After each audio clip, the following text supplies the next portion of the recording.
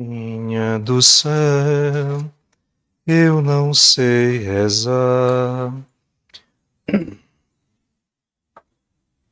Moça, eu só sei dizer que eu quero te amar. Azul é teu manto, branco é seu véu. Mãezinha, eu quero te ver lá no céu. Mãezinha, eu quero te ver lá no céu. Em nome do Pai e do Filho, perdão. Em nome do Pai e do Filho e do Espírito Santo. O anjo do Senhor anunciou a Maria e ela concebeu do Espírito Santo. Ave Maria, cheia de graça, o Senhor é convosco. Bendita sois vós entre as mulheres, e bendito é o fruto do vosso ventre, Jesus. Deus, rogai por nós, pecadores. Na hora de nossa. Eis aqui a escrava do Senhor, semi segundo a vossa palavra. Ave Maria, cheia de graça, o Senhor é convosco. Bendita sois vós entre as mulheres, e bendito é o fruto do vosso ventre, Jesus. Santa Maria, Mãe de Deus, rogai por nós, pecadores, agora e na hora de nossa morte. Amém. O Verbo se fez carne e habitou entre nós. Ave Maria, cheia de graça, o Senhor é convosco. Bendita sois vós entre as mulheres, e bendito é o fruto do vosso ventre, Jesus. Santa Maria, Mãe de Deus, rogai por nós, pecadores, agora e na hora de nossa morte. Amém. Rogai por nós, Santa Mãe de Deus. Oremos. Infundi, Senhor, vossa graça em nossas almas, para que nós conhecemos pela embaixada do anjo encarnação de Jesus Cristo, vosso Filho, cheguemos pelos merecimentos da sua paixão e cruz, à glória de sua ressurreição, pelo mesmo Cristo, nosso Senhor. Amém. Renovemos nosso propósito para hoje. Repitam comigo depois de mim. Quero hoje evitar o pecado,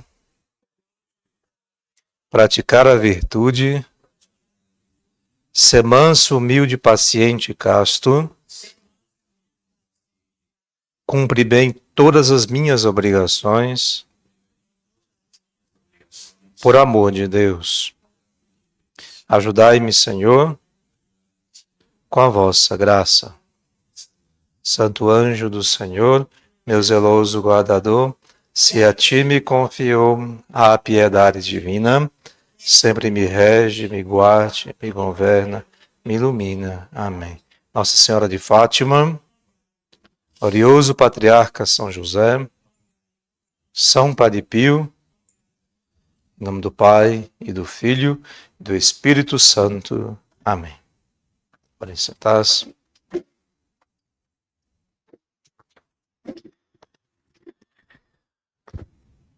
Bem-vindos todos. Tá quase frio. Vocês me falam aí, viu? Se congelar aí os dedos, vocês me falam. Muito bem. Eu acabei esquecendo de fazer um comentário sábado, né? Bom, mas só acenar aqui hoje, que segunda-feira passada foi a festa de São Padre Pio, nosso padroeiro, né? Eu acabei esquecendo de dizer no sábado que segunda-feira, costumo sempre lembrar, né? Quando tem solenidade, festa, coisa assim. Solenidade para nós, né? Porque é o nosso padroeiro, celebramos a missa segunda-feira aqui, em honra de São Padre Pio, embora no calendário litúrgico do Rito Tridentino não consta ainda a missa dedicada a ele, mas rezamos a missa, que no dia era de São Lino, né? Mas lembramos, na homilia, fizemos a recordação desse dia especial que ele foi canonizado, né? Ele tornou-se santo, a igreja celebra liturgicamente este dia dedicado a esse grande santo que é o nosso padroeiro. Então pedimos a ele a intercessão e a graça para perseverarmos, né, no caminho da perfeição. Ele que socorreu tantas almas e a tantos deu conforto, não só do corpo, né? Construiu um hospital para socorrer tantas almas necessitadas, enfermas do corpo, mas sobretudo da alma. Aquele recorreu com os sacramentos, com a oração e com o sacrifício. Não esqueçamos disso. São Padre Pio sofreu 50 anos com as chagas, né? Quase os estigmas de Nosso Senhor, nos 2 pés, nas 2 mãos e no peito. Quem vê as imagens dele, aqui não dá para ver, é muito pequena a imagem, mas lá fora tem uma grandona, né? Que você já vê quando entra, dá um de cara assim. Pô. A imagem tem um pano envolto aqui a sua mão, né? Para cobrir os estigmas que ele carregou durante 50 anos. Imagina, doendo 50 anos, a dor das chagas. Portanto, mortificou-se, né, para a salvação das almas. É uma luz para imitarmos, né, suas virtudes. E, como disse, peçamos sempre a graça de poder perseverar nesta via perfeita, perfeita e sempre muito estreita. Estreita do céu. Porta larga do inferno, né? Não sei o que falo, não. Vou até ler esse texto aqui. Eu sempre cito ele, né? Mas nunca leio, porque às vezes não estou com uma escritura na mão, né? Mas hoje aqui está diante dos meus olhos. Vou. São Mateus, capítulo 7. Esses 3 capítulos de São Mateus, 5, 6 e 7, são os capítulos que, chamado discurso do Sermão da Montanha, né? Sermão da Montanha. Aí depois do sermão, que é no capítulo 5, ele vai dizer mais alguns ensinamentos, né, para os apóstolos, para a igreja, né, no caso, para nós. Dentre eles está este ensinamento aqui, né. Deixa eu ver se eu encontro aqui.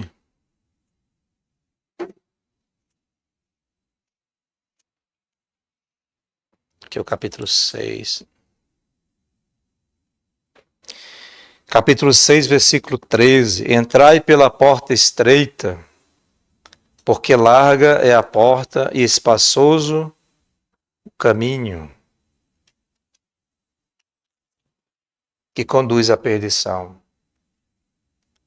E muitos são os que entram por ela. Aí tem uma ênfase que ele dá no versículo 14. Que estreita é a porta. Quão, né? O que estreita, por causa aqui. Que estreita é a porta. E que apertado o caminho que conduz à vida. A vida eterna, né? O céu. E quão poucos são os que dão com ela.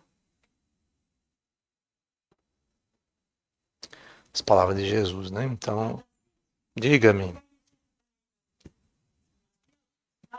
16, capítulo, versículo do capítulo 16, São Mateus, né?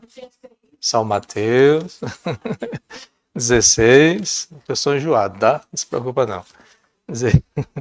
16, o que é? 16 é os 3 versículos, capítulo 16. É 27, 28. 26, 27, 28. Pois que aproveitará o homem ganhar o mundo inteiro, se vier perder a sua alma? O que dará o homem em troca da sua alma?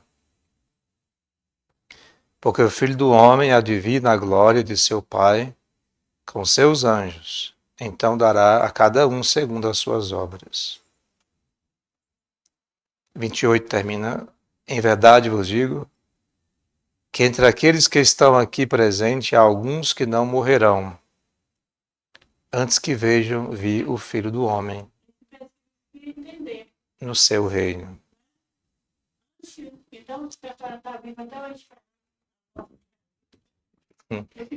Mas é porque o reino de Deus é a igreja, entendeu? Que ele instituiu na pessoa de São Pedro. Então, ou seja, o meu reino é a minha igreja. Ele não diz com essas palavras, mas com outras palavras. Porque o que é o reino? É onde tem um imperador, um rei, né, que manda e governa. Tanto que o título da Santo Padre, né, é o rei, né, no Apocalipse fala, né, bem, em outras passagens fala, porque ele governa a sociedade dos batizados, que são os fiéis católicos. Então, o reino de Cristo, onde ele reina, é na sua igreja. Ele impera, é na sua igreja. Onde a verdade, o ensinamento, os mandamentos, a lei, os dogmas, a fé, a doutrina, a verdade, tudo está lá para que o homem, para que Cristo reine no coração do homem, né, na alma do homem. Então, mais genericamente, mais especificamente, não genericamente, o reino de Cristo é a sua igreja. Só que será completa no último dia, né? A plenitude dos tempos se realizará, onde o reino de Deus se fará pleno. Muitos estão aqui, É, irão. que irão ver. Então, aqueles que são os que estão ouvindo ele, né? Também irão morrer, foi isso que eu entendi. Não irão morrer. Fisicamente, lá falando. Fisicamente. Não é morrer espiritualmente, não. Nesse caso aqui é fisicamente, ou seja, onde também testemunharão, né, o mistério da igreja. Quando veio o Pentecostes, por exemplo, estavam os apóstolos, né? Os discípulos estavam também reunidos no cenáculo, que segundo a igreja, ali é o início do mistério da igreja no mundo. Não, mas aqui está falando que verão com os olhos naturais, com os olhos. Verão o início da igreja, que é o reino de Deus, no sentido que ele está falando aqui, é o início da igreja. Porque o reino de Deus é a igreja, onde ele reina, entendeu? Deixa eu ler um texto que vai explicar. É porque Jesus Cristo é como fala o profeta Daniel, né? O filho do homem, é porque Jesus não é Deus, Deus é espírito, por isso não tem corpo, como nós é Deus.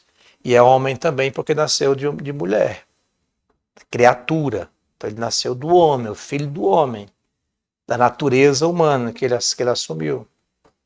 Quando Cristo se fez homem, nasceu a segunda natureza, humana. Então, é o filho do homem, que tem uma natureza humana e também é Deus. Deus e homem verdadeiro. Então, esse mistério que ele vai dizer. O filho do homem. Também está escrito lá na Apocalipse, Daniel, quando é falado do filho do homem, mais profecias futuras, né? Desse mistério. O filho do homem que virá na sua glória, né?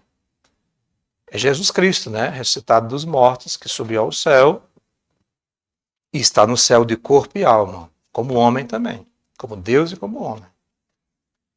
Porque ele ressuscitou dos mortos, né? O seu corpo glorioso. E subiu aos céus também o corpo glorificado de Jesus. Então, que voltará também na glória o seu corpo glorificado que está sentado à direita do Pai. Então, você virá, né? Diante do que os olhos verão, o Filho do Homem, que é Jesus Cristo, vivo, Deus e homem verdadeiro, glorificado, nas nuvens, né? Então explica o Filho do Homem nesse sentido, né? Porque ele é verdadeiro homem e verdadeiro Deus. Né? Antes de começar aqui o sétimo capítulo, né, do nosso catecismo, o sétimo capítulo, não, o sétimo mandamento, né, perdão, nosso catecismo, eu queria saber com vocês, me parece que eu passei para vocês o conteúdo das 14 obras de misericórdia, não é isso? Espirituais e corporais. Vocês...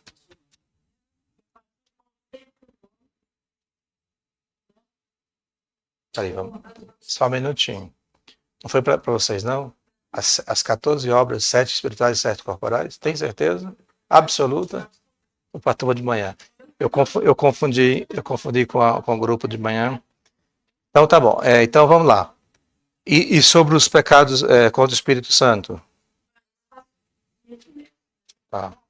Eu fiz confusão. De manhã eu achei que tinha passado isso para essa manhã. Foi o contrário, né? É porque eu confundo, né?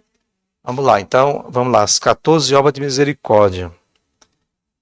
Você pode anotar aí para vocês no caderno de vocês, no lápis, sei lá. Tem lápis ali em cima, tem caneta, tem papel. Das obras de misericórdia. As obras de misericórdia são 14.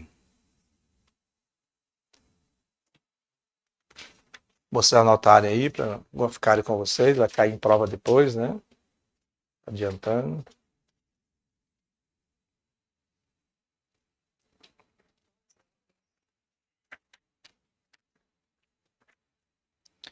As obras de misericórdia são 14, 7 corporais e 7 espirituais.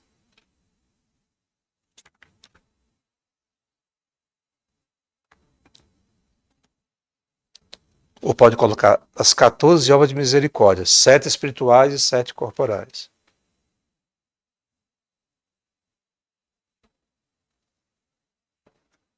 Primeiro as corporais. São 7. Para enumerar. Primeiro, né? Dá de comer a quem tem fome. Ou seja, são obras que assistem ao corpo, né? Por isso se chama corporais, que assiste o corpo material. Nós também temos o corpo espiritual, que é a alma, né? A alma espiritual. Primeira obra de misericórdia corporal é dar de comer a quem tem fome, que se resume numa expressão comum, né? Da esmola, né? Assistir aqueles que têm necessidade de comer, né? Segundo, dar de beber a quem tem sede. Nosso Senhor falou que pelo menos aquele que der um copo d'água fresca não deixará de receber a recompensa, né? Então, até um copo de água é recompensado pelo nosso Pai que está no céu. Dá de beber a quem tem sede. Terceira obra de misericórdia corporal. Vestir os nus, os maltrapilhos, né? Que necessitam da assistência para vestir. Quarta obra de misericórdia corporal. Dá pousada aos peregrinos.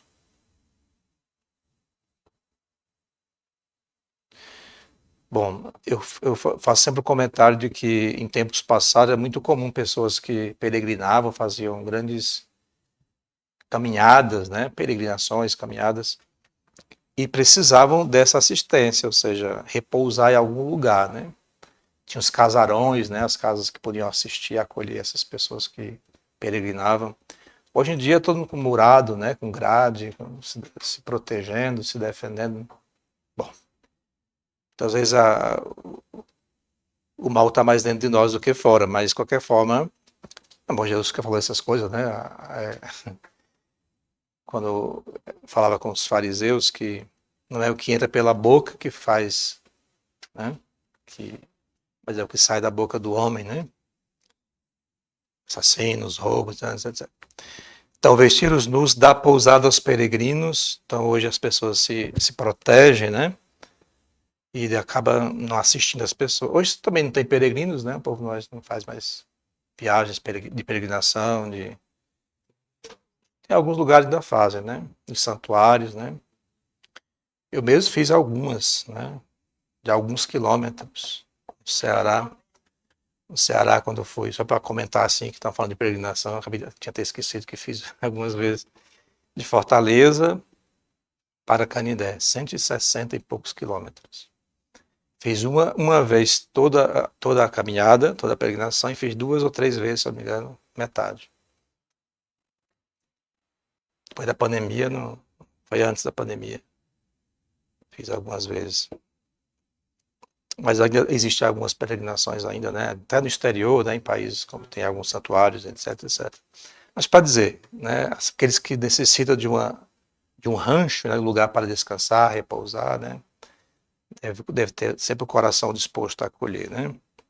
Hoje é todo mundo desconfiado, né? Chega perto dos que... Bom, são os tempos, né? Nossos tempos são maus, como diz a Escritura. 5. Visitar os enfermos. Isso aqui tem um valor muito importante, né? Os enfermos nos hospitais, os nossos entes queridos e doentes, né? Que precisam de um conforto, de uma palavra. Sobretudo nós sacerdotes, né? Da igreja que leva os sacramentos, né? Palavra de conforto. Mas para todos nós é muito importante ter essa sensibilidade para aqueles que estão enfermos, né? São muito carentes, né? Muito sensíveis, né? No momento de sofrimento, ouvir lá uma palavra, um conforto, né? Então, visitar os enfermos. Sexta obra de misericórdia corporal. Remir os cativos. Remir vem de redenção, né? Seria salvar, tirar, né? Libertar.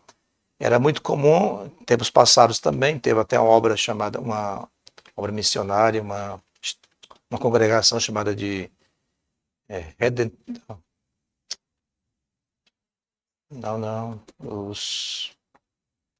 Não é Camilianos, não, fugiu a memória aqui.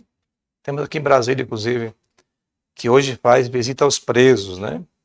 Antigamente, é a instituição de São Raimundo Nonato, lá, a congregação. Tem um nomezinho, meu Deus. O nome da congregação. Me fugiu. Se eu lembrar aqui. Então, foi Nossa Senhora da Mercedes que apareceu, né? E pediu que fundasse os mercedários, né? Que são responsáveis pela visita aos presos, hoje, né? Antigamente era para resgatar os escravos cativos, católicos, cristãos, dos infiéis. Então, comprava os escravos de volta, né? Pela caridade de libertá-los e porque eles estavam sempre em perigo de perder-se. Porque poderiam ser forçados a negar a fé. Eram os mouros, os infiéis, né? Então tinha esse objetivo, né? De libertar os escravos cativos. Então, remir os cativos. E, por fim, a última hora de misericórdia é enterrar os mortos. Isso todo mundo faz, né? Em toda nação, todos os povos fazem esta caridade, né? Deixar os mortos à mercê do nada, né? Então essas são as 7 obras de misericórdias corporais. As 7 espirituais são, primeiro, 7 obras de misericórdia espirituais. Primeiro, dar bons conselhos, especialmente os que são chefe de família, né? Mas a todos nós somos chamados a dar bons conselhos. Pela necessidade, né? Não ter respeito humano, né? Sempre com caridade, mas aconselhar aqueles que precisam do bom conselho, né? Isso, como disse, especialmente aos pais, aos chefes de família, né? Que tem obrigação, mais do que... Tem algumas coisas que são atos de caridade, são obrigações do dever, né? Mas não deixa de realizar as duas coisas em paralelo, em conjunto, né? Então, primeiro, dar bons conselhos. Segundo, ensinar os ignorantes. Isso que parece ato de soberba, né? Não. Então, para que escola, né? Para que catecismo? Que ignorância tem a palavra assim, parece que é a pessoa que não tem um conhecimento daquela verdade, daquela situação, daquela realidade, né? Então, aprender. Todos nós aprendemos, né? De uma forma ou de outra. Então, é obrigação nossa ensinar. Né? Aqueles que ignoram, né? Que não conhecem, né? Que precisam conhecer. Qual o primeiro... para que fim foi criado o homem? Primeiro é para conhecer. Então, a primeira coisa é conhecer. Conhecer a Deus. Então, como é que vai conhecer Deus se não tem quem ensine? Quem é Deus, atributos de Deus, né? Para que fim viemos este mundo? Conhecer, amar e servir a Deus neste mundo. A primeira coisa é conhecer. Então, ensinar os ignorantes. É uma obra de misericórdia, né? Socorrer, ensinar os ignorantes. Terceiro, admoestar os pecadores. Admoestar é exortar, né? Chamar a atenção. Fulano, isso é pecado, né? Isso ofende a Deus, né? Está no caminho errado, tem que voltar atrás. Admoestar, né? Então hoje não existe quase esse tipo de prática dessa obra porque as pessoas têm respeito humano, né? Isso é o que pensar de mim, né? Então assim, o respeito humano hoje São João Maria falou que respeito humano condena muitas almas, né? Porque é o dever da gente exortar, né? Chamar a atenção e nos olvidamos, né? Omitimos, tá? Uma missão. Para admoestar os pecadores. Mais ou menos também ligado à questão do direito dos pais, né? Do padre, sobretudo, né? Mas especialmente os pais também. Obrigação de exortar os seus filhos. Mas a todos nós, né? Aqui eu estou colocando que eles são mais obrigados, né? Por dever de Estado e também por caridade, né? No caso aqui é por caridade e por dever de Estado, as duas coisas, né? 5. Perdoar as ofensas. Desculpa, pulei o 4, né? Consolar os aflitos. consolar os aflitos, estão em aflição, né? Estão sofrendo. É o quarto. Vou repetir aqui do começo, tá? Primeiro, dar bons conselhos. Primeira obra de misericórdia espiritual.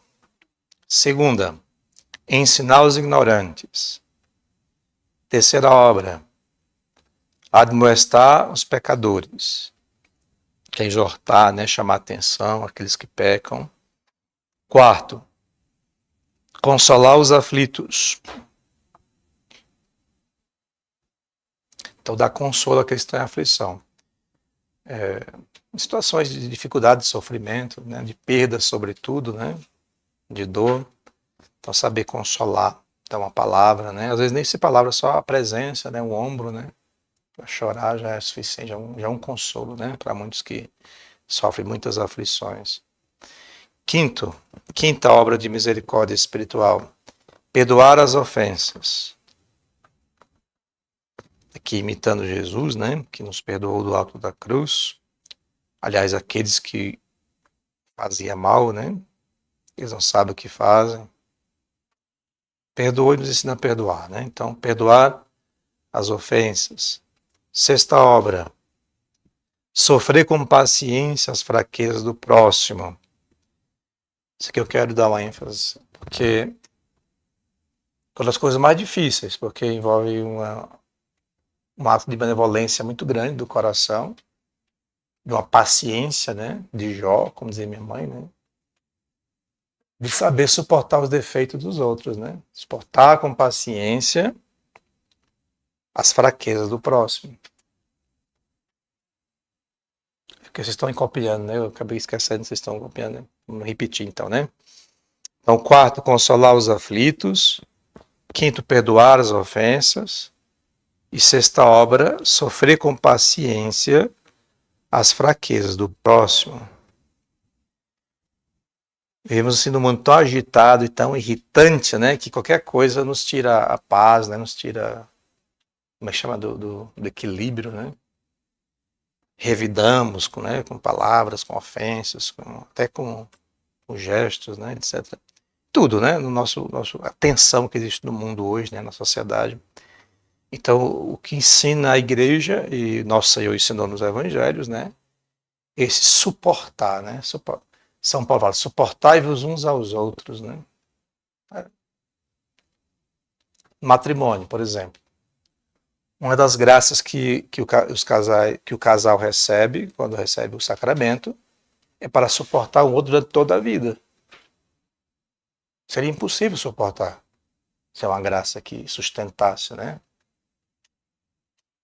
Porque, então, aqui mais genericamente, né? Ou seja, sofrer com paciência as fraquezas dos outros, do próximo, né? Quem é que não tem pecado? Quem é que não tem defeito, né?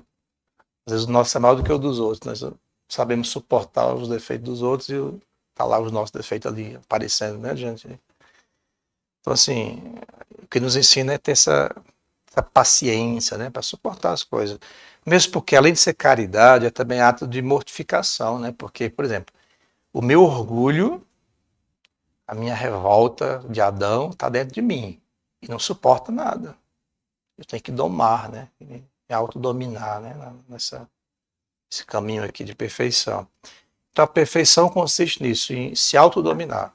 Não agir pelos instintos naturais, mas saber polir, né? Nossos impulsos naturais, né? E a graça de Deus é que faz isso, né? Tudo é conforme a graça divina, né?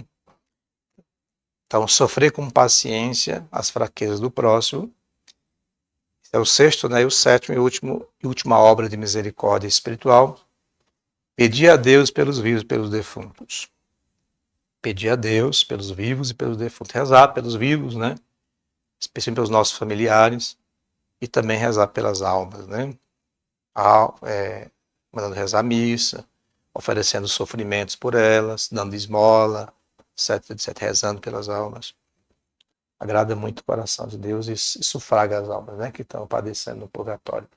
Vou citá-las aqui todas, né? Rapidamente, só para vocês corrigirem aí se estiver faltando alguma coisa. Não me perguntaram, mas se porventura está faltando. Então são 14 obras de misericórdias. São 7 corporais e 7 espirituais. A primeira obra de misericórdia corporal é dar de comer a quem tem fome. A segunda obra é dar de beber a quem tem sede. A terceira obra de misericórdia corporal é vestir os nus. A quarta obra é dar pousada aos peregrinos. A quinta é visitar os enfermos. A sexta obra é remir os cativos. Sétima obra de misericórdia corporal é enterrar os mortos. Depois vem as 7 obras de misericórdia espirituais. São, primeira, dar bons conselhos. Segunda, ensinar os ignorantes. Terceira, admoestar os pecadores. Quarta, consolar os aflitos. Quinta, perdoar as ofensas. Sexta, sofrer com paciência as fraquezas do próximo. E sétima obra e última, pedir a Deus pelos vivos e pelos defuntos. Então, já partilhei com vocês os pecados contra o Espírito Santo, verdade? Tá, né? Que são 6. Falei que é um só, né? O pecado contra o Espírito Santo, que é negar ou resistir à graça de Deus, mas a igreja desenvolve em 6 pecados, né? Também comentei sobre os novíssimos, né? Os 4 novíssimos: morte, juízo, inferno, paraíso. São os novíssimos, chamados também de verdade póstumas, né? Verdade após este mundo, né? Novíssimos, coisas novas. A morte, depois vem o juízo, inferno, paraíso. Um dos dois, né? Inferno, paraíso. E o purgatório está aqui entre a transição, depois da morte, entre o céu, juízo e o céu. O purgatório é transição, não é estado definitivo, né? Por isso que não entra nesses novíssimos, né? É um estado intermediário, que pode ser de milênios para alguns, pode ser de segundos para outros. Que mistério, né? Isso é verdade. Pode passar 1000 anos no purgatório, pode passar um segundo. 99% das almas que morrem passa pelo purgatório. Morrem não, que se salvam, perdão. Todos morreremos, né? 99% das almas que se salvam, que vão para o céu, passam pelo purgatório. Seja alguns segundos ou milênios. Por isso nunca deve deixar de rezar pelas almas. E os nossos entes queridos, né? Que não sabemos o seu destino, né? Deus sabe, então, por caridade, né? Com a grande caridade para com as almas, né? Que padecem e sofrem. Imagina, se você vê alguém queimando lá no fogo, o que você faz?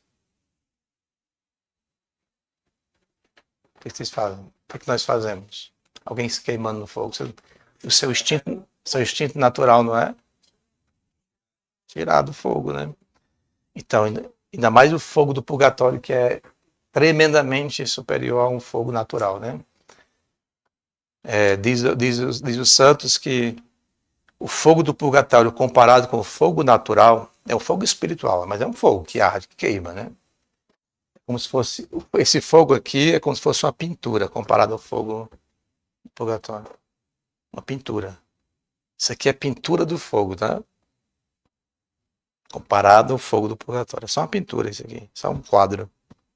Você vê como é tremendo, né? E é um fogo que consome, que queima, né? Porque purifica, mas não consome, né? Mas para purificar a alma, acrisolar, para poder preparar para entrar no céu. Então todos passam. Alguns tomam só um banhozinho de água purificadora, né? Algumas, os segundos que eu falei, alguns são segundos que passam no purgatório. Para dizer que não passou por lá, né? É o mistério de Deus, né? E da igreja. Bom, então vamos aqui voltar ao nosso catecismo, né? Dando continuidade ao nosso conteúdo.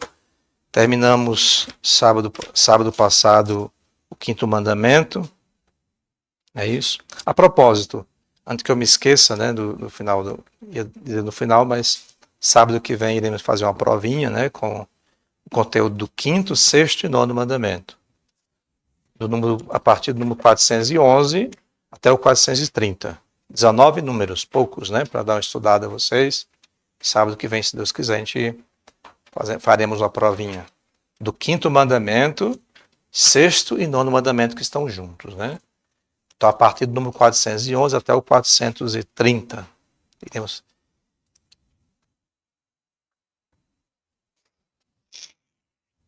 Então, iremos iniciar agora o sétimo mandamento. Concluímos sábado passado o sexto e o nono, né? Vamos lá. O sétimo mandamento está na segunda tábua da lei, como sempre tem repetido aqui, né? A primeira são os três que se referem aos nossos deveres para com Deus, a segunda tábua, os nossos deveres para com o próximo, para conosco mesmo. Estudamos já o quarto, o quinto, o sexto e o nono, foram juntos, né?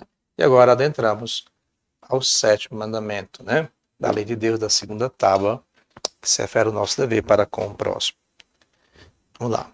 Do sétimo mandamento da lei de Deus, número 431, 431, que nos proíbe o sétimo mandamento, não furtar. O sétimo mandamento, não furtar, proíbe tirar ou reter injustamente as coisas alheias e causar dano ao próximo nos seus bens de qualquer outro modo. 3 objetos aqui, né, que a palavra furtar é proibida pela igreja. Tirar, reter, ficar consigo, né, e também causar dano. São as 3 realidades, né, que compõem o mistério deste pecado, né? Proíbe a igreja, não furtar, proíbe. Tirar ou reter injustamente coisas alheias. Pegar, né, o que é dos outros, ou reter consigo que não lhe pertence. Tirar, pegar, né, o que possui as pessoas. Reter algo que não nos pertence e fica conosco. Pode ser coisa que for emprestada, por exemplo, né, fica conosco, retemos conosco, que temos o dever de devolver, né, que não nos pertence. Injustamente coisas alheias, está dizendo, né, coisa que é injusta, né? O que é justo? O que é a virtude da justiça? É dar a cada um aquilo que lhe é de direito, que lhe pertence, né? Lápis é meu, fica comigo, né? Então pertence a mim. Então as coisas alheias pertencem aos alheios, né, a outras pessoas. Então, se for tirado dele, se for reter consigo, ou causar dano ao bem do próximo, né? Então é um pecado, é uma injustiça contra as coisas alheias, né? Que isso é o pecado que o mandamento nos fala. E causar dano ao próximo nos seus bens, de qualquer outro modo, né? Esse dano pode vir de muitas maneiras, né? É muito comum, assim, que é chamado isso no mundo, contexto social, né? De vandalismo, né? Quando as pessoas destroem os bens, né, da sociedade, as coisas, né, que pertencem ao Estado, né, pertence a todo mundo, mas pertence ao Estado, assim como aquele que rege e governa, né, esses bens, que é da sociedade, na verdade, né, o bem é nosso, né, mas alguém governa, alguém tem a responsabilidade sobre ele, é o Estado. Então, ou seja, quando alguém danifica um bem, né, que o Estado é responsável como seu legítimo dono, embora seja toda a sociedade que pertence, né, para dizer assim mais genericamente, então causamos um dano que é alheio, né, que é do próximo, mesmo que seja em parte seja minha, mas também é do outro, né, no caso do bem público, né, que eu estou assim citando, mas também se refere aos bens particulares, né, das pessoas, né, as crianças, né, pelo menos antigamente tinha essa de às vezes entrar no quintal do outro, né, danificar as plantas, né, quebrar as árvores, traquinagem, né? Então, quebrar as árvores, né? As árvores, é o bem que é do próximo, né? Tá, causar dano, né? Outras coisas mais. São alguns exemplos assim que a gente tem. Então, o furto significa, né? Não furtar significa proibindo, tirar, reter ou causar dano. Esses 3 nomes aqui que centralizam injustamente os bens do próximo alheio. 432. O que quer dizer furtar?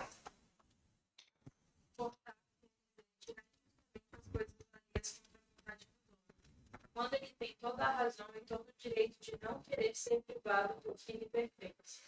Pertence a ele, né? Não pode ser privado de um bem que ele possui, que ele adquiriu, né? Ou que foi dado, né? Por exemplo, os bens naturais, foi Deus que deu, né?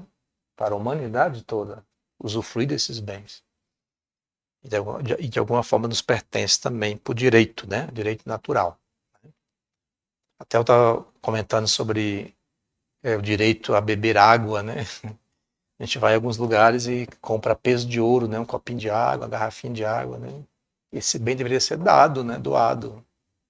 Bem natural que Deus concedeu. Mas é vendido, tudo bem. Só um comentário sobre isso, né? Sobre isso também. Mas é um direito do homem matar sua sede, né? E aí? Como é que faz? Não tem dinheiro, tem que matar a sede. Né? Na frente eu falo um pouquinho sobre essa questão de uma necessidade grave, né, e emergente, dá-se o direito de poder ter posse, né, deste bem que é necessário para um caso extremo. Né? A proibição de furtar supõe o direito de propriedade, coisa que me pertence. Né? Então, a proibição de furtar supõe o direito de propriedade. Alguém tem direito de apropriar-se de um bem que é dele, que lhe pertence. Né? Admitido pelos povos e todos do orbe, ou seja, em toda a realidade criada isso é admitido, isso é comum, né? As nações, os povos, né? A sociedade de modo geral. Estabelecido pela unanimidade dos legisladores, ou seja, as leis que são feitas nos países, por exemplo, aqui no Brasil, vamos pegar o nosso, tem uma lei que diz que não pode tocar no que é a lei, né? Então, é denunciado, processo, até pode ser preso, né? Então, também as legislações dos países também são comuns, né? Estabelecido pela unanimidade dos legisladores, querido pelo próprio instinto natural, ou seja, próprio a defesa natural das coisas, né? Que pertencem a nós, do instinto natural. Inato a todo homem que não seja louco. Uma expressão interessante. O homem que não é louco, instintamente, naturalmente, sabe disso, né? O que é do outro, o que é meu, né? Direito de justiça, né? Segundo a justiça. Aí tem uma explanação interessante sobre a questão dos bens divinos, né? Que Deus concedeu à humanidade. Deus, sem dúvida, concedeu diretamente a todo o gênero humano os bens temporais, os bens que estão neste mundo, no tempo, né? Temporais. Não fez, entretanto, uma divisão desses bens terrenos a cada um dos homens e das famílias. Foi distribuindo, né? Mas deu para todos. Como o homem tem o dever de conservar a vida e não podia fazê-lo de outro modo, senão empregando para nutrir-se, vestir-se e ter habitação os bens da terra. Uma forma de como é que chama? De autossustentação, né? Foi concedido por Deus. Possui um certo direito a uma parte desses bens, aos homens. Pelo que terá também o direito de excluir do uso dos bens a ele necessários os demais homens e de conservar esses bens unicamente para si e para os seus. Aí a pergunta que nós ouvimos foi: o que quer dizer furtar? Furtar quer dizer tirar injustamente as coisas alheias. Tirar, né? Foi o que ouvimos lá no anterior. Tirar, reter e causar dano. Aqui, furtar significa tirar injustamente, contra a vontade do dono. Ou seja, contrariando aquele que pertence o bem, né? E deve usufruir desse bem. Quando ele tem toda a razão e todo o direito de não querer ser privado do que lhe pertence. Porque é direito, né? E racionalmente ele chega a essa conclusão, né? Esse bem me pertence, eu possuo, então tenho o direito de ter comigo, né? Então, furtar, ao retirar as coisas alheias, sem a vontade, sem o consentimento do dono. Quando é consentido é outra coisa, né? Mesmo sendo tirado, mas sendo com consentimento, não é furtar. Diz aqui, apoderar-se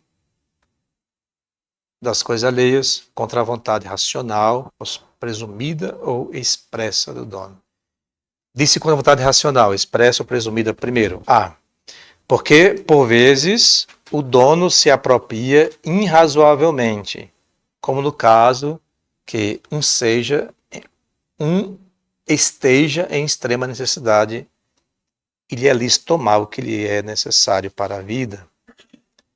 Então, seja, irrazoavelmente, contra a reflexão racional, né? Se alguém tem necessidade de possuir bem alheio por extrema necessidade, é lícito tomar o que for necessário para a vida.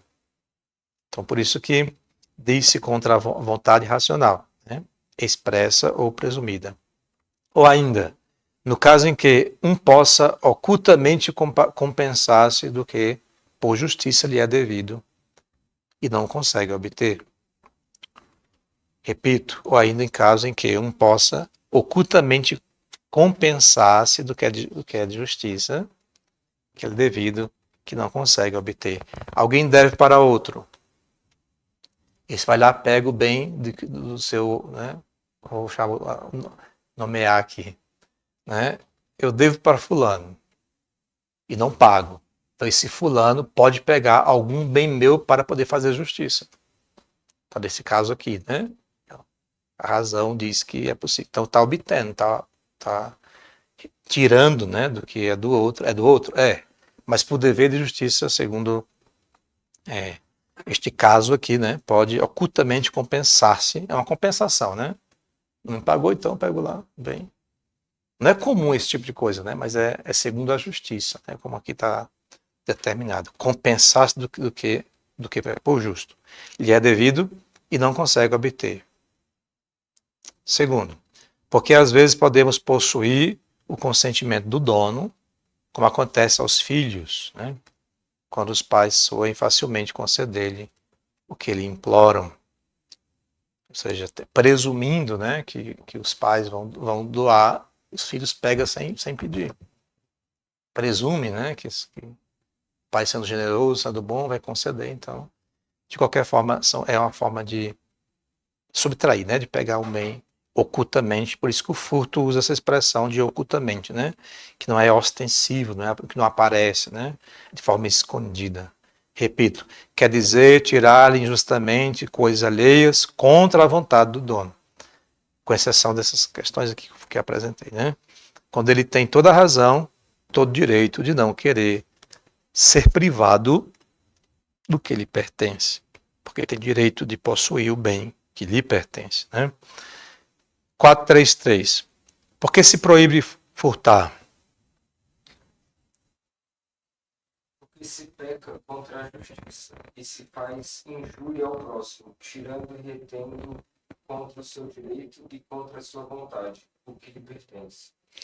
Aqui já tem a parte da lei, né, canônica, que fala do pecado, né? Então, a proibição de furtar entra na segunda lei da igreja como um pecado que ofende a justiça, né?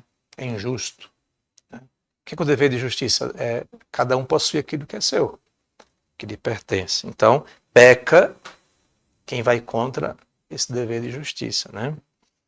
Portanto, é por isso que é proibido furtar, não só pela legislação, pela lei canônica da igreja, mas pela lei civil, né? A lei geral da sociedade também proíbe, né? No caso da igreja, é um pecado, né? Pecado contra a justiça. E se faz injúria ao próximo, tirando e retendo, que é aquilo que foi dito lá no começo, né? Tirar, reter ou causar dano, retendo contra o seu direito e contra a sua vontade, o que lhe pertence. Só explicando, né, a transição aqui. Ó. O conceito de furtar e depois por que é pecado furtar, né? Por isso que é proibido, né? Sim, passa ali em cima. Aí em cima da estante aí. Depois vem um conceito sobre que coisas alheias, né, que tem sido falado tanto aqui. 434. Que são as coisas alheias? São todas as coisas que pertencem ao próximo. Não é meu, né? É alheio. O alheio é o do próximo. Todas as coisas que pertencem ao próximo, das quais tem a propriedade ou uso. Às vezes nem sempre é meu, né? Mas está sob minha posse, né? Estou usando, né? Então, tenho o direito de usar. Ele foi me dado, foi me concedido, foi emprestado, foi me passado por algum outro tipo de... Então, o que é alheio é que é coisas que pertencem ao próximo, de propriedade, porque me pertence por direito, né, de propriedade, ou de uso, que estou sob meu sobre meu uso, né? Ou simplesmente as que ele tem em depósito, né? Que foi confiado, né? E está guardado, né? Depositado, coisa assim parecida. Então todos esses são as coisas alheias, coisas dos outros, né?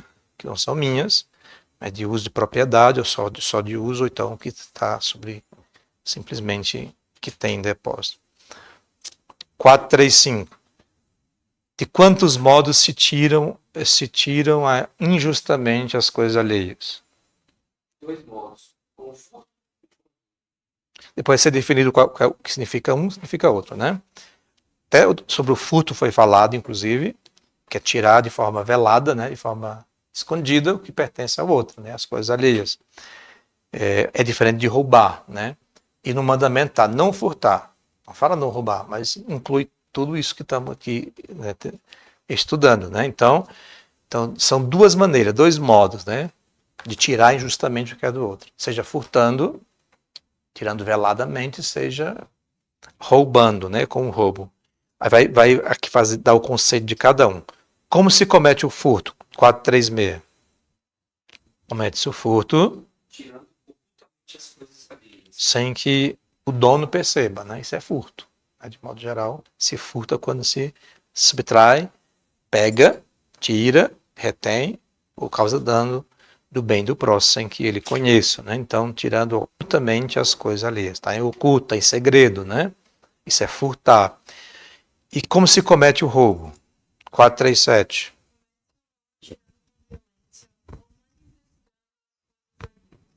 Manifestamente, né?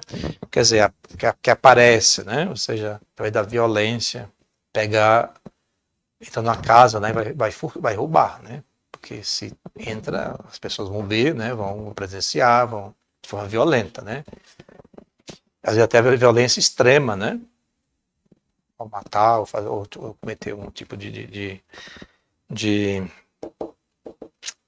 enfim, dano, né, à pessoa, né? Então, a diferença do furto e o roubo. O furto é tirar ocultamente, o roubo é tirar com violência ou de forma ostensiva, que é aquele de quem foi subtraído, né, foi tirado, perceba, né, saiba com isso, né? Então, até no direito civil tem também essa diferenciação, né?